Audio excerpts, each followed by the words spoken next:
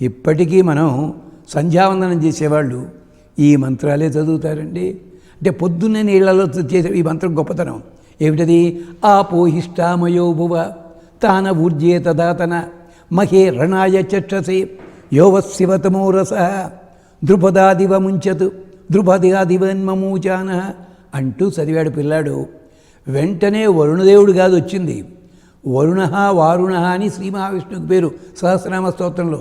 ఆయన దిగి వచ్చి వరుణదేవుణ్ణి పిలిచి హరిశ్చంద్రుడిని పిలిచి ఇంద్రుడిని పక్కనట్టే పెట్టి, అబ్బాయి ఈ స్తోత్రం వల్ల వరుణదేవుడు అనుగ్రహించాడు కదా, ఇతని పాపం పోయింది, ఇతని ప్రాణాలు యానేం లేదు, ఆ కుర్రాడి లోపల ఉన్న వరుణదేవుడు కూడా బయటికి వెళ్ళిపోతాడు, అంచేత సునస్సేపుడు నువ్వు తిన్నగా ఇంటికి వెళ్ళిపో అన్నాడు. సునస్సేపుడు ప్రాణంతో వెనక్కి వచ్చాడు. హరిశ్చంద్రుడి కొడుకు బాగుపడ్డాడు. మరి తప్పే కదండి, తప్పుకి తర్వాత ప్రాయశ్చిత్తం అనుభవించాడు హరిశ్చంద్రుడు. ఇది జరిగిన పని. అంటే పొద్దుటి స్నానం ఎందుకనొచ్చండి, మన తెలియక చేసిన తప్పులు ఏమన్నా ఉన్నా అవి కూడా తొలగిపోతాయనడానికి వేదం కంటే ఎవరు చెప్పాలండి? ఏనాలంటే వాడు పుస్తకం రాసి సరిపోతుందండి, అది వేదం చెప్పిందండి ఇది. అందుకనే చంటి పిల్లలకి 6 నెలలు వచ్చేదాకా ఇప్పుడు మానేశారు, కానీ పల్లెటూళ్ళలోనూ పిల్లాడు పుట్టిన దగ్గర నుంచి ప్రతిరోజు 6 బిందెల నీళ్లు పోస్తారండి ఇలాగా. అప్పుడు వాడు ఒడ్డు శక్తి వస్తుంది. అప్పుడు అన్నప్రాసన అయిన తర్వాత మామూలుగా చేస్తారు. ఇన్ని ఉన్నాయండి. అంటే మాఘమాస స్నానం వెనకాల ఏదో ఛాదస్తంగా స్నానం అనుకోకండి, ఇది విశేషం అన్నమాట. అందుకని చెప్పి అంటే ఉదయాన్నే సూర్యుడు ఉంటాడు, అగ్ని ఉంటాడు, ఈయన ఉంటారు. అందుకని అంతేకాదు, ఇప్పుడు మాఘమాసానికి సంబంధించి కథ ఏమిటో తెలుసా? దిలీపుడు వేటకెళ్ళి వచ్చాడు, అవస్థపడిపోతున్నాడు, చీకటి పడిపోయింది. అప్పుడు చట్టుకుని చెట్ల మీదే నిద్రపోయారు వాళ్ళు. పొద్దున్నే లేచి బయలుదేరుతుంటే ఎదురుకుండా ఒక ఆయన వైఖానస మహర్షి ఎదురొచ్చాట. తిండి ఆయన గోళ్ళు ఇంత ఉంటాయి పాపం, జుట్టు కూడా బిడుసుగా ఉంటుంది. ఏమయ్యా రాజా, రాజుగారు ఆయనకి దారి ఇచ్చాట. ఎందుకో తెలుసా అండి? చదువుకున్నవాడు వచ్చినా దారి ఇవ్వాలి, ముసలి వాళ్ళకి దారి ఇవ్వాలి, రోగులకి దారి ఇవ్వాలి, రాజుకి దారి ఇవ్వాలి, మనధర్మ శాస్త్రంలో ఉంది. అనగానే మన లాంటి వాడు ఎవడో అడిగాడు, ఇటు పక్క నుంచి రాజుగారును ఇటు పక్క నుంచి పెద్ద ఆయన వస్తుంటే ఎవరు దారి ఇవ్వాలండి అంటే చెప్పాడు మనవు, రాజస్నాతకయోర్మధ్యే స్నాతక ఏవ నృపమాన భాక్, చదువుకున్న వాడికే దారి ఇవ్వాలి. అందుకని మహర్షిని చూసి ఏమనుకోద్దండి, కొంచెం సైడ్ ట్రాక్ ఎడుతున్నాను. ఇప్పటికీ జర్మనీలో ఈ ఆచారం ఉంది.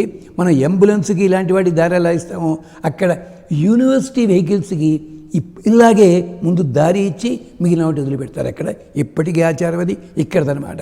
అందుకని రాజుగారు వాహనం దిగి మహర్షికి దారిస్తే మహర్షి ఎగాదిగా చూసి, ఏమయ్యా తెల్లారింది కదా, పళ్ళు తోముకున్నావు కదా, ఏడు మరి రాజ్యానికి పోతున్నావా? ఇది మాఘమాసం అయ్యా బాబు, మాఘమాసం పొద్దున్నే లేచావు. ఇక్కడ నది ఉంది, రేవా నది, అది మన ఉత్తరప్రదేశ్లో దొరుకుతుంది. అది ఆ నది స్నానం చెయ్యవయ్యా, స్నానం చేస్తే నీకు మంచి అవుతుందయ్యా, నీకు సంతానం లేదన్నావు కదా, ఆ ఫలంతో నీకు సంతానం అయ్యే యోగ్యత కలుగుతుంది. ఇది మళ్ళీ పెద్ద కథ, రఘువంశంలో చూసుకోండి. అనేసరికి రాజుగారు స్నానం చేసి ఆయనకి దండం పెట్టి సూర్యారాధన చేసి ఇంటికి వెళ్ళాడు. నగరానికి వెళ్ళగానే వశిష్ఠుల వారు అన్నారు, ఏమయ్యా వైఖాంసుడు కనిపించాడా, చెప్పాడా నీకు? గురువు అన్నవాడు ఒక్కడే కాదు, అడగకపోయినా దిశానిర్దేశం చేస్తాడు, అతడు దేశికుడు అంచేత అనగానే వెంటనే అన్నాడు, ఏమండి మీరు ఇంతమంది ఉన్నారు, నాకు ఎప్పుడు చెప్పలేదు ఈ మాఘవైభవం గురించి. అచ్చి విలాన్ ఉందండి, అదంతా నాకు అక్కర్లేదు, ఎందుకు పొద్దున్నే స్నానం మాఘమాసనాడు? ఎంత అందంగా అడిగాడండి. అనేసరికి వశిష్ఠురాలు మొదలుపెట్టి 5-6 కథలు చెప్పాడండి.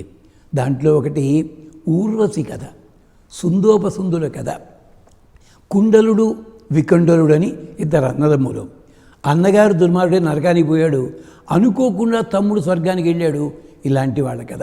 ఇవి కథలు కట్టుకథలు, చందమామ కథలు కాదండి, మాఘమాసంతో కూడుకున్న పుణ్యదినాలకి సంబంధించిన కథలు. ఇలాంటివే మనం ప్రధానంగా చెప్పుకుంటూ వేదము ఆధారంగా ఉండే రహస్యాల్ని మాట్లాడుకుందాం. అది అంచేది. ఇంకొక సూచన, మీరు ఈ మాఘమాసం అంతా కూడా తప్పనిసరిగా సూర్య భగవానికి సంబంధించిన ఏ స్తోత్రమైనా సరే, ఆదిత్య హృదయం కావచ్చు, మహాభారతంలో సూర్య స్తోత్రం కావచ్చు, ఏదైనా సరే హాయిగా ఒక్కసారి చదవండి. వీరుంటే 3 సార్లు. బాబు కొబ్బరికాయ కొట్టకండి. ఏం చేయాలి? జీడిపప్పు కానీ, ఎండు ద్రాక్ష కానీ, ఎండు ఖర్జూరం కానీ, లేదా పరమాన్నం వండి పెట్టండి. చూసుకోండి మీ శక్తి. ఇది పురాణంలో ఉంది కానీ చెప్పాను తప్ప మేమేదో బోర్డుగా చెప్తుంది మాత్రం కాదు.